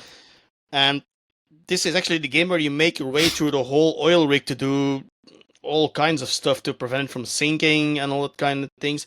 You can't fight in this game, so there's no fighting. Oh, I'm out. I'm out. Yeah. So you need to hide, duck, cover, whatever. So to it sounds like Alien, the Alien game Isolation. Alien Isolation. True. Yeah. So what happens to your crew members? They have been transformed into this gelatinous blob monsters that now roam on the oil rig. And to be fair, though, the game is actually pretty good. The story is really well written. Mm-hmm. There's an actual sense of dread in the game. You don't know what is going on, and you also don't really uncover it until pretty late in the game. And it's actually a genuinely good survival horror game, kind of a hidden gem. But there's a downside to this also, because when you complete the main game, you can go to the DLC. The DLC is actually 10 years later. It's called Siren's Rest. And then you play as the daughter of one of the crew members, and you dive to the wreck. So, and some more things are uncovered there. And that's about all I can say without spoiling the whole game. Now, the thing is, though, I got the game on a sale. I paid about €18 for the base game and the DLC. And the total gameplay time was about 8.5 hours, so under 9 hours. Now, the normal price of the game is $34.99 for the base game and $12.99 for the DLC, which in my opinion is pretty steep for for what you get. Now, graphics-wise, it's really good. There's ray tracing, there's HDR, there's even ultrawide support, so there's nothing about the game that I can say that is bad, except for the price. But if you like survival horror games, and I think actually Trev would really love this because it's actually based in Scotland, right? That's right. Yeah, truly. I asked Trev a question about a football team, which indeed turned out to be a Partick Thistle or something. Yeah. So I had to look it up. And sorry? The Jags, that's their Is it? nickname. Okay, I didn't know that one. So cool. Mm. So Well, I did talk to one person that played the game. I'll just play his reaction. Welcome to All Things Scottish. Our slogan is, if it's no Scottish, it's crap! well, to be fair, the There game you is not go. crap. The game is not crap, so it must be Scottish then. So Oh, that's funny. it's just the terminology of words that they use in the conversation. Just it's so hilarious sometimes. as long as there's subtitles to understand it, There are it's a you need unique them. humor. Yeah, you need Well, them. So. Trev sent me, I forgot what it was, Trev, but Trev sent me a clip of these different Scottish comedians that were all doing a skit or whatever. And I thought it was funny as hell, and I only just understood about 60% of it. Yeah, Me too. Was that the one with the Borg in Star Trek? I Remember think that so, one? yeah. But yeah, it's the Borg on the phone for you. Well, I purposely didn't want to watch it with the captions first, so I watched it the first time, and I loved it, even though I couldn't understand about 40% of it. Then I put the captions on, and then I liked it just as much or more because I kept on looking down to see, like, what the hell is he saying? And then I could see what he's saying. I'm like, oh, okay, now I get it. Yeah. The reason that game that Hans plays sounds fascinating and interesting is because, like I said a moment ago, it seems very similar to a TV show that's now 2 seasons deep on Prime Video called What's The the Rig. name of it? Called Rig? The Rig. And it's set on a oil rig off the north coast of Scotland, and it involves really primeval things that lived on the ocean floor. Like, think of The Abyss, but with Scots in it. That's easy. That's the best way of describing it. And all kinds of shit happen, man. It's mad. It's like a horror type drama, and I highly recommend it. Yeah, this one is more Lovecraftian horror. Right, that's the best way I can describe it. So yeah, more artistically horror it is, or whatever. And the horror is great in the game. I'm just saying the only downside to the game is the price. If you can get it on a good sale, please do, because you're actually missing out. If you're a horror fan, that is, you're missing out on a great game. I wonder if that game made $1,000, like we just read about. Oh yeah. I think it has like 7,000 reviews, so there's no worries there. Okay, there you go. So, That's amusing. Speaking of that, as a side note, you know the Escape from Duck Off I talked about before, the ducks, right? yeah. I think it's already gotten up to 1 million copies sold. Crazy. And I'm like, holy moly. And I still have not. I did see that they are going to, not yet, but they are going to put out an update that you can use the controller, because it's almost impossible. Gray, why are you not talking about this? Why are you not talking about this more? You've played it, and I thought you would be talking more about this game and how well it's outsold. What did it outsell? Battlefield? I'm sure it did. Probably. It sold it outside Battlefield at one. Battlefield 6 at Battlefield 6 at one stage. Good. I thought it was going to do okay, but I did. That was like, whoa. And then, Mental. I mean, I liked what little bit I played. Man. I couldn't control it. It was freaking nuts. By the way, So speaking of games that shouldn't make $1,000, I just got gifted a game like an hour ago. I just saw it now, called Save Daddy Trump 4 MAGA 2024. What the hell? Why am I being gifted this game, man? No. I just I got it don't know. gifted. No, I got that's a great. real life friend, and he gives me these most ridiculous games that he can find. And my Steam library is so messed up sometimes. If you see the titles are in, it's like, oh my god. well, you have to start like organizing it and putting all those games Yeah, I into do. one. I do that. So it's crazy. The amount of crap games Save Daddy Trump. I mean, come on. So, do you recommend the DLC as well then for the game, Hans? Yeah. Yeah. The DLC is actually a perfect add-on to the main game. Right, the DLC Okay. is only about 2 hours long. Again, it's not long, so the Okay. main game is 4 to 6 hours. I play pretty slowly, but the game is genuinely good. I don't want to spoil the game for people that want to play it, so Yeah. it is Yeah. a really good survival horror game. It's Okay. just on the short side. It's an indie game, great visuals. Just the price is too much, Yeah, I so agree. you gotta get it on a sale. So I'll wait until it goes in a good sale. I think put it on Yeah. a wish list or something. So. yeah. Try Good. it out. Okay, man. Cheers for that, Hans. And last but not least, a couple of bits of tech news from Gray. Yep. I checked out a couple things, and I thought some of this might be interesting. Apparently, MSI has brought out their beta. It's a beta version of an AI-powered easy PC builder. But it kind of doesn't work that great yet, which is, I guess, why it's beta. But some of the things were very interesting. The author of the article said he started out by telling it that he wanted to build a PC for 4K gaming, to which it asked me what CPU I would prefer, AMD or Intel. And I go, So Yeah, it's supposed to really just tell you, but now it's asking him which chip he wanted. Like, okay. So he started to kind of play dumb just to see what else, what would happen. He said it doesn't have access to pricing information. That doesn't sound good. In the same way that something like Newegg would. So Newegg has an AI-powered beta PC builder, which apparently is better. The other thing that I thought was funny, too, is they said that because it was made by MSI, guess what components it suggested? MSI? Yeah. I mean, there's some good MSI components. I got a godlike board right here, but I think that's pretty funny. You sit there like, supposedly you're supposed to recommend, whatever's the best, but it's kind of like, no, not in this one. You're not. That's funny. Yeah, he mentioned, he said, I'd fall out of my chair if it suggested, say, an Asus motherboard over an MSI. But he said the bias limits the end user benefits. And I said, yeah, I guess a little bit. Yeah. He said the MSI tool only has a rough idea of pricing, not an up-to-date list. Again, it's beta, so, cut it some slack, I suppose. He asked it to spec out an AMD budget build. And it said that it said you're going to give him an AMD Ryzen 7 9800 X3D. Budget. The same chip it picked for the 4K mega build. In fact, that's the one that's currently retailing for $460.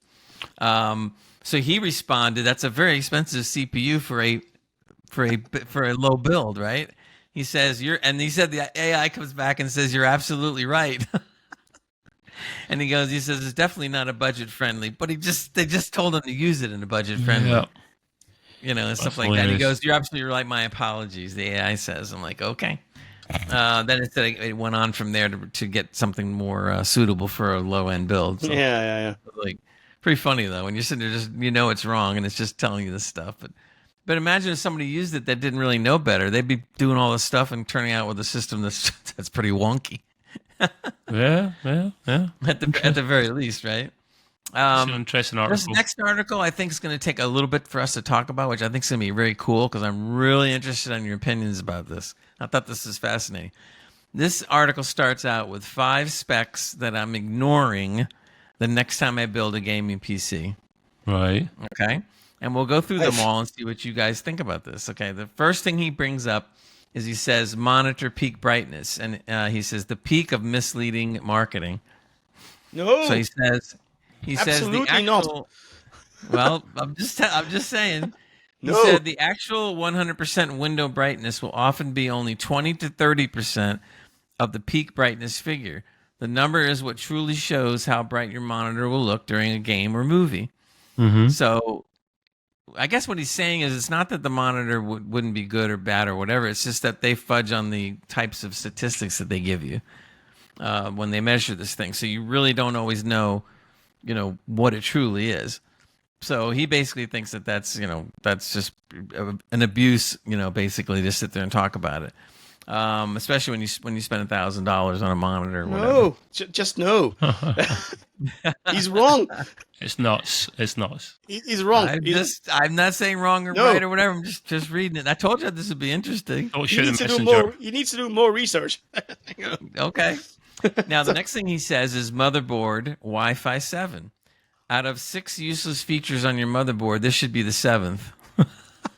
Oh god. And he goes, Wi-Fi 6E already achieves everything PC users need from a wireless network, and Ethernet is still the preferred solution anyway. He's got a point.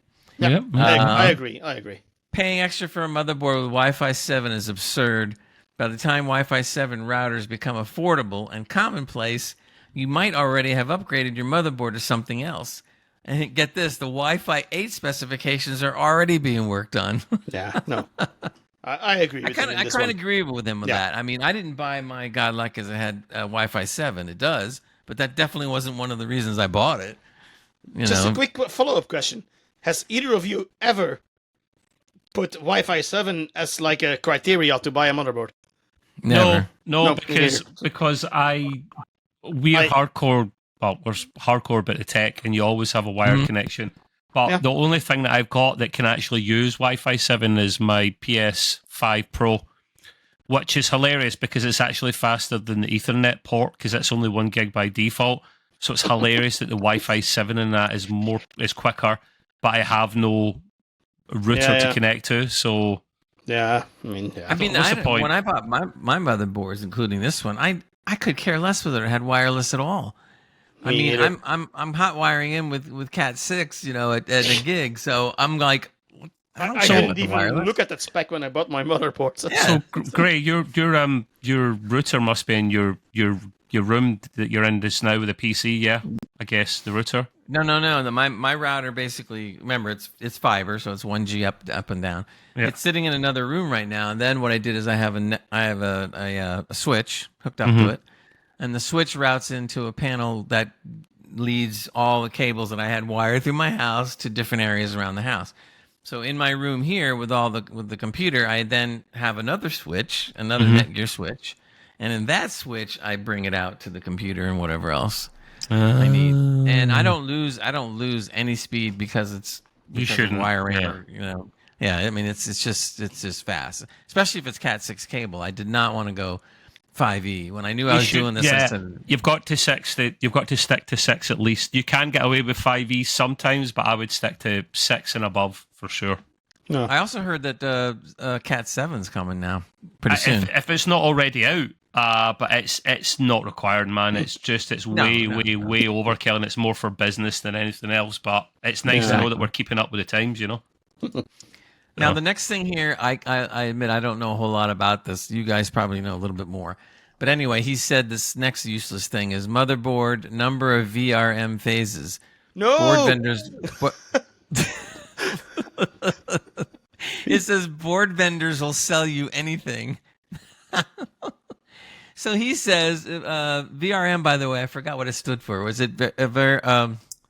shoot. It's your VRM motherboard. Don't worry about it. Well, anyway, he says if a 16-phase VRM with a terrible heatsink can't keep itself from throttling during an all-core test, it's a useless motherboard. Okay, no, he's got a small point there. That's why you need to do research, right? Now, high-end motherboards typically will have a good VRM cooling, right?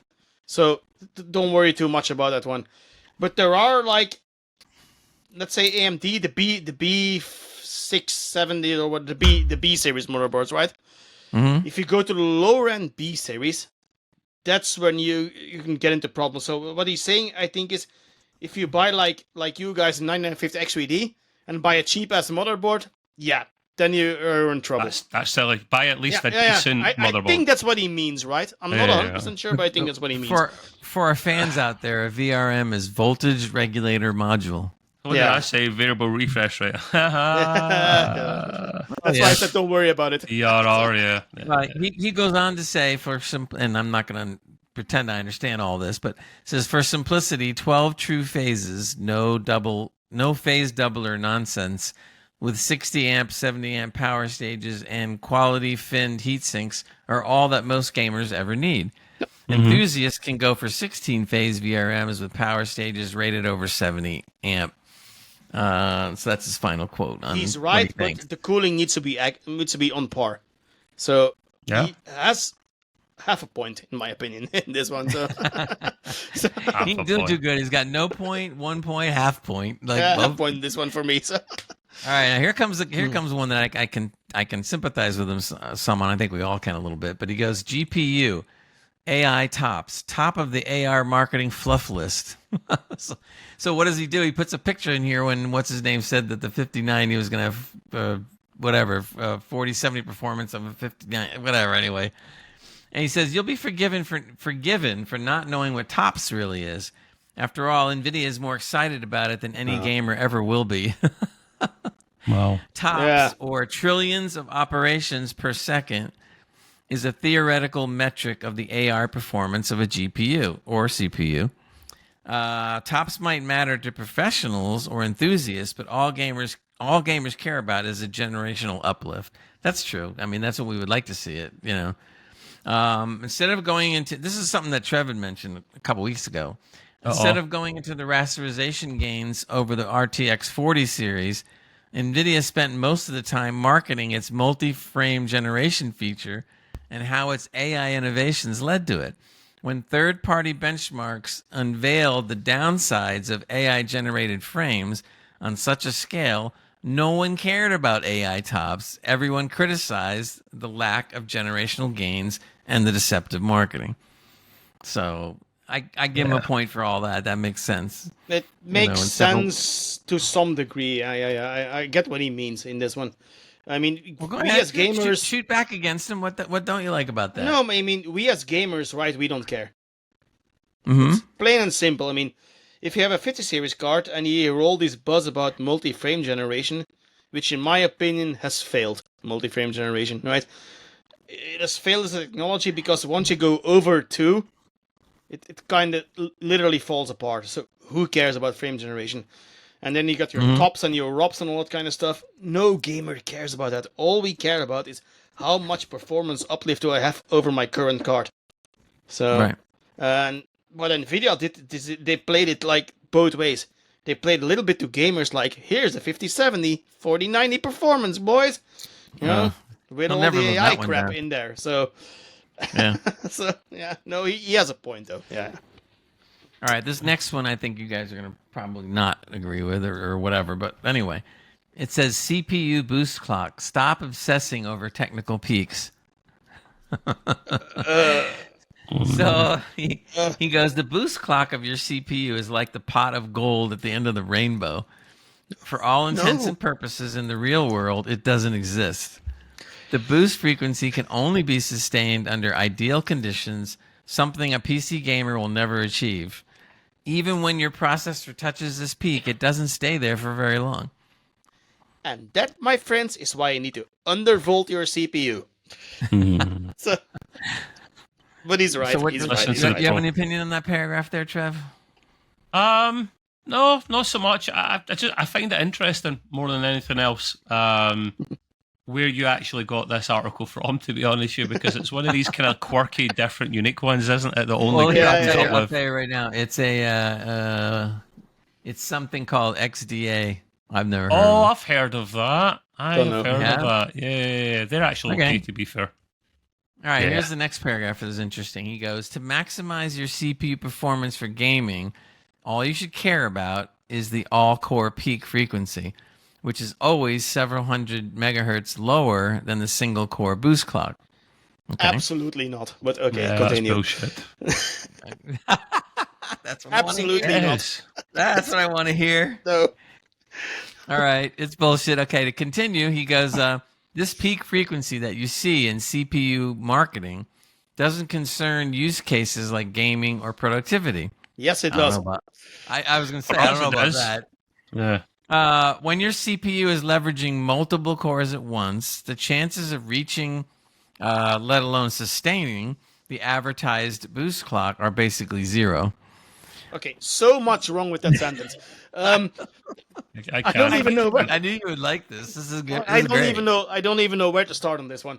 So, wait, one more sentence. Wait, one more sentence. Oh my Your God. CPU's power limits and thermal limits are guardrails that already prevent your chip from reaching the advertised boost clock. Even more wrong.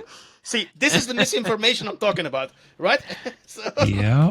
But when it comes to stock performance, he's right. Mm-hmm. If you buy a CPU, put it in there, do nothing, he's absolutely right. But sadly, those days are kind of over if you wanted to run at its peak performance, so to speak. So remember to my whole talk about the X3D chips earlier, right? So there's a whole lot of tuning you need to do in the BIOS, so to speak. It's called undervolting. You can set your temperatures to another limit, like you go into the motherboard and set it to motherboard at that point of time, so your peak performance then. And I don't know. I'm sorry, I'm getting I'm getting annoyed at this one. So. It's one of these things. I didn't say too much on purpose because I would probably kick off like Hans did. It's very subjective, of course, isn't it? What he just said, and I don't subscribe to what he's saying at all. I really, really don't. It's never as simple as that. I agree with what Hans was saying. I gotta read you some of the comments. Okay, so this one guy. Well, before you says- start, is he getting trashed in the comments? Well, some of it, yeah. Okay, nice. So the first comment right off the bat was great. He goes, "Was this written by the same guy who claims boost clocks are a myth?" Did he really wrote that? He goes, "If you can't run over your rated boost clock with a Ryzen CPU, you're doing it wrong." Absolutely, and I got it right here in front of me on how to do it. Now, somebody, I guess, came to his aid. I don't know. It says, "Don't know what your point is. He never said you couldn't run your rated boost clock. He just said the boost clock isn't the most important stat when considering a CPU purchase." Here's the thing, though. If you go into your motherboard BIOS and you go to PBO limits and set it to motherboard, right, instead of the default that it's always on, you're going to have a lot more power to sustain your boost clocks. With your undervolt, and this is very simple explanation though, with your undervolt, it gets less heat and it can boost at the same clock for longer. Yep. Ugh. Yeah. It's also This is the misinformation I'm talking about This earlier. article was worth it alone to watch you do this, Hans. It really is. Stop triggering me. why you don't know. Let's Why see. you don't Oh, wait. He says, yes. Are you even surprised? He posts the same 10 articles every week. And it's always the same article. Jesus. One gets contradicted by Article 5, Article 2 by Article 6, 3 by 7, 4 by 8. I'm Get not this guy on surprised. the Get this guy on the podcast, great. I want to debate him. We'll rip Here him a comes new another one. one. He goes, wow, these are not the areas to focus on or ignore. Not a good article. No, true. This is even better. You'll love this one. He goes, a lot of your information is too old to be used anymore. Probably like the guy that actually created the article. Not only are they too old, they're just plain wrong in some cases. This one could have been written by you, man. He goes, listen to this. He goes, and monitor peak brightness is important for dark scenes with a bright flash or a shaft of sunlight or other bright areas in a mostly dark scene. And then he goes, I think you need to do some more research for posting another article like this that makes you look behind the times. Oh, man. But see, the thing is, though, we know this, right? But some people read this and think this is actually correct. I know. It's crazy. This is what's so annoying to me about all the blatant misinformation I don't know out there. as much as you guys on this, and I'm annoyed as shit on some of the stuff that I do know. I'm going like, what? Oh my God. What's he talking about? See, sometimes I'm thinking of opening a YouTube channel and just debunk all that stuff. But I'm not entertained enough. I'm sorry. Debunking all day, man. You'd be busy. This is why you should watch multiple reviews of things you want to buy or you get involved in, or, you do your research always. Yeah, I 100% agree with Trev, and also try and go outside of the mainstream tech tubers also. Because the mainstream tech tubers have something to lose sometimes. Yeah. So, and the other ones not so. Check a couple of the big ones and check a couple of the smaller ones.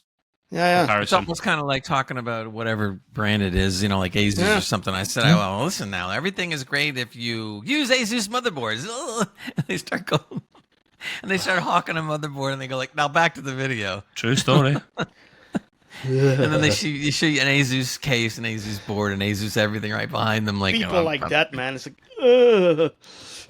The only I do got to give credit to like Gamers Nexus. They're the only ones that are pretty much independent with all that stuff. In fact, they've been getting a lot of trouble. They've got a whole bunch of strikes against them by YouTube for stuff, and they have two channels too. By the way, I didn't even know that. Don't you think, by the way, that Gamers Nexus shifted his content? His what? No, the second channel he shifted it. So. No, his second channel does more conspiracies and but I mean on the main channel too. There's less reviews and more exposing, so to speak. Which there shouldn't be, because that's what his second channel's about. So maybe it'll go back to the way it used to be. Yeah. Well, I'm not saying it's bad. I'm just saying it's something that I noticed. Have you guys watched his documentary? I've only seen a bit of the big GPU one. Yeah. The NVIDIA one, you mean? It's good. Yeah. It's really good. Yeah, it's worth a watch. I didn't watch the whole thing, but I'll tell you, there's been a lot of different articles and the lawsuit ever since that Bloomberg tried to put on him. Yeah. He won the copyright strike. You see him standing outside the Bloomberg building. They can't do anything. And the guy comes walking out like he's going to do something to him on a public sidewalk. Are we on your property? I'll step back a little bit. Awesome. That was funny. He's great though. He doesn't mind. He doesn't hold back when he wants to say "F you" or something like that. Oh yeah. I like it. I respect it, man. I respect it. Have you finished that side of things, Mr. Gray? No, one quick thing I wanted to mention about Gamers Nexus. What's the guy's name again? Steve, right? Steve, yeah. Steve, yeah. I was telling Hans off the air, so to speak, that whenever I watch his videos, he talks so damn fast. Even if he does enunciate properly, he just goes. Brr. So I go into the speed control and slow it down to 90%. I had to, man. I couldn't pick up everything. And you're saying. a fellow American? I can understand them. Wow. Yeah, but he just motors, he speaks man. really fast. I mean, He does. Let's be honest. I want to hear like some of the cool stuff, and he just goes. Zoom, and I'm like, It's because he's got so much to cover, but that's a him problem and not an us problem. So. Well, imagine his 28-minute videos if he spoke slower. It would be like 45 minutes, 50 minutes, an hour. See, I can't do that. I purposely, my brain has got used to switching and slowing down on purpose because otherwise people would struggle to understand. Just depends who you're speaking to. What I think is amazing is he goes for a long while without ever taking a drink. I'm like, how do you do that? How do you talk that fast without even taking a swallow of water? You just in a. But editing, you don't see that, so you don't know. No. I watch really carefully a couple of times. I can tell where edits happen, even if they're really good and not the crap cuts. No, I can tell usually. I may not be able to tell every time, but I can tell usually. Okay. And I know he's gone on some not 28 minutes, but he's gone on some really major rants without ever taking a sip of water. It's just like, man, he's got his hair is funny though. Everybody makes fun of his hair. He's got like these things. He's constantly trying to pull his hair back while he's talking. Really long hair. I think he's great. There's nobody like him. I mean, you can't. And you see all the swag that they sell on his channels. Holy moly! I've never seen anybody sell so much stuff in my life. He's got coffee cups, T-shirts, Linus Tech Tips. Oh yeah, I think he sells more stuff than Linus Tech Tips. And I'll tell you, if I was going to buy swag like that, I'd buy his because he has some funny stuff. He made a whole shirt on that whole expose with the GPUs in China. Yeah, he done well. It was great. I don't begrudge that. Yeah. All right. Anyway, I'm done with that. That's cool. Go ahead. All good. Trev, all good. Yeah. All good, my man. We had the time there to kill. Mr. Matt had some kind of articles, but yeah, something's going on with Matt. He's busy, so hopefully next week he can cover that. So we do have time for the quiz, and it means I actually have a tiny chance of winning because that sad little man is not on today to cheat again. And actually, he doesn't cheat. He knows all this stuff. But yeah, go ahead, my man. No problem. All right. So first question. On the EGP quiz, I picked this one for you, Trev. I'm Walking Dead season. I know, but it just said Walking Dead. And I know you watch that stuff. In the Walking Dead season 1 video game, what is the name of the main character's brother? Okay, quick story. My girlfriend is playing that game at the moment. You can check my Steam if you want, so I know this answer. I hate you, man. Honest to God. You can check my Steam if you don't believe me. Recently played The Walking Dead season 1. Well, you haven't given the answer yet. You might not be right. Okay. His name Jeff. No, it's Bud. It's Everett. What? Bud Everett. Nope. B-U-D. It's B-U-D. It's Bud Everett. Nope. It is. Nope. The answer is Duck. As in D-U-C-K, Duck.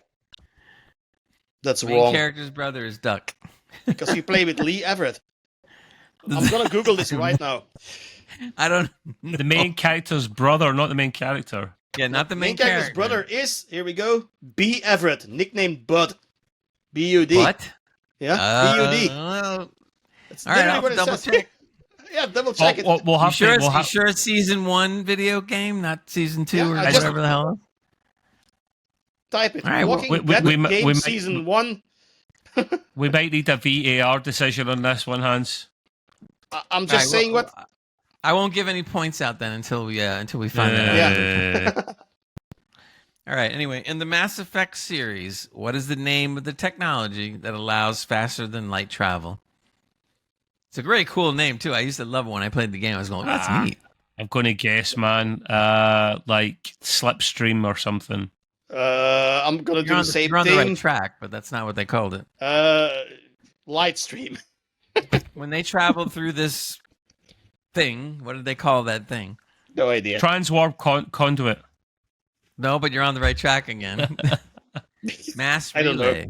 I would have never got that, man. Come on. I love that name. That game was great when they came out with that. It says Mass relay. Third question. What is the name of the main antagonist in the Devil May Cry series? You'll know this. He'll know this. What is the name of the main antagonist in the Devil May Cry series? Virgil? I'm going to just guess and say... Virgil. I'm going to go with Virgil. I'm going to guess and say Hamish. Virgil, I'm not sure. Neither one. It's Mundus. I don't even know if I'm pronouncing it right. See how bad we are compared to that. Yeah. So Mundus. So there you go. I didn't know this one. Man, we suck. We really do suck. I just googled the Walking Dead thing again, and it says literally, but Everett. Is it season 1? There's many different... Season 1. Season 1. It's the B. cel-shaded Everett has a game. younger brother called B. Everett, but Everett. Right, I'm happy to give him the point. I don't care. No, I don't care about the point. Just say this. Where'd you get that name? That's why I'm asking it. Or is there a difference between the European version and the US version? I got it from the sites that have these millions of these questions. That's so weird. You're usually right, but I'll find out. Yeah. I'm going to go in game after this podcast and check this out. I want to know this now. Right. Well, let's just say you won my point, right? Because, whatever. I'm a sucker. Yeah, why not? We know that. We know that. Right, thank you, people. That'll be us for this one. Slightly shorter than usual, and yes, she did say that. We'll be back next week as always. Hopefully Mr. Matt's there. But until then, say goodbye to the people, boys. Bye. Bye. See you later, guys. Bye-bye. Laters.